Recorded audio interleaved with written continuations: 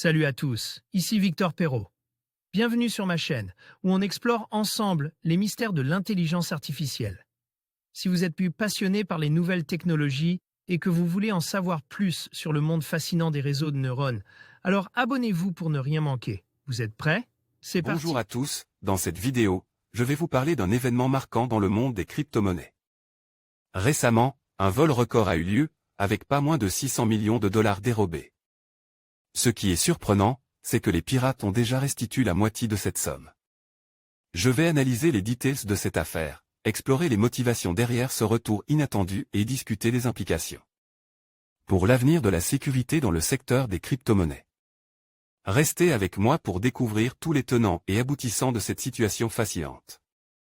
De façon inattendue, à la suite du vol de l'équivalent de 600 millions de dollars en crypto-monnaies sur la plateforme d'échange Poly Network, les pirates viennent de restituer la moitié de leur butin. Mardi 10 août, les responsables de la plateforme d'échange avaient demandé aux pirates de rendre les crypto-actifs et menacent de les poursuivre en justice. En parallèle, la firme avait rendu publiques les adresses utilisées par les pirates pour les empêcher de procéder à la vente ou à l'échange de ces crypto-monnaies. En réponse, dès mercredi, les pirates ont indiqué qu'ils étaient prêts à restituer leur butin.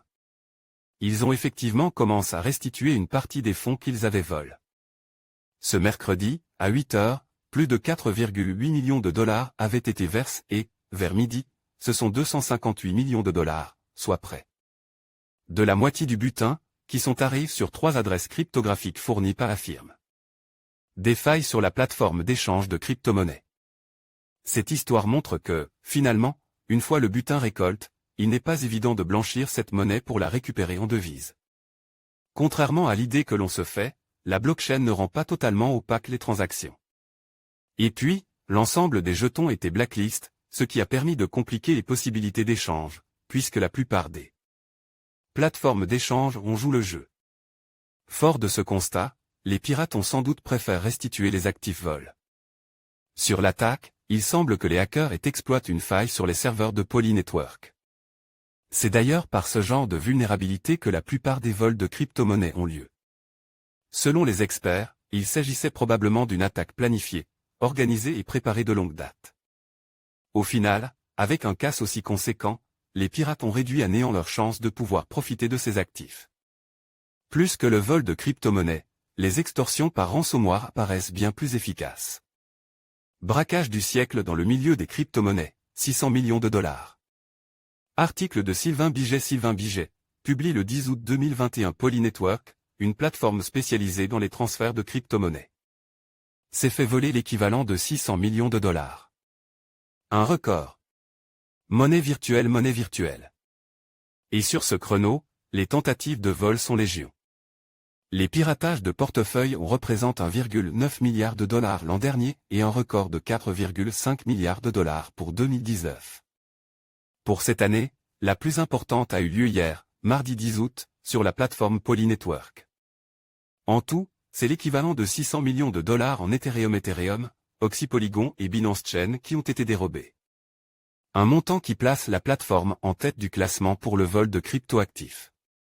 Ce piratage a poussé Poly Network à demander publiquement aux pirates de bien vouloir rendre ses actifs et d'entamer des pourparlers. La direction de Poly Network a réagi sur Twitter en publiant un message à destination des pirates. Twitter, les plateformes d'échange dans la mire. La plateforme a également publié les adresses employées par les pirates pour qu'ils soient boycottés dans les échanges de crypto-monnaies par les autres utilisateurs et les différentes plateformes. Si ce montant estime représente un record, la part des vols d'actifs de crypto-monnaies est de plus en plus importante. Elle atteindrait plus de 60% du total des piratages et vols, selon les experts. Les applications tierces qui gèrent la blockchain Ethereum seraient les plus attaquées. En plus de ces piratages, il y a aussi les escroqueries provenant des plateformes elles-mêmes. Cette année, en Turquie, l'intégralité des portefeuilles de la plateforme Todex s'est volatilisée avec son patron privant 390 000 clients de leurs actifs. En conclusion, cet incident majeur dans le monde des crypto-monnaies rappelle l'importance de la sécurité et de la vigilance dans un secteur en constante évolution. Bien que les pirates aient déjà restitué la moitié des 600 millions de dollars volés, cela soulevait des questions cruciales sur La protection des actifs numériques. Les investisseurs doivent rester informés et prudents, car les menaces persistent. Merci de nous avoir suivis, et n'oubliez pas de vous abonner pour plus d'actualités sur les crypto-monnaies.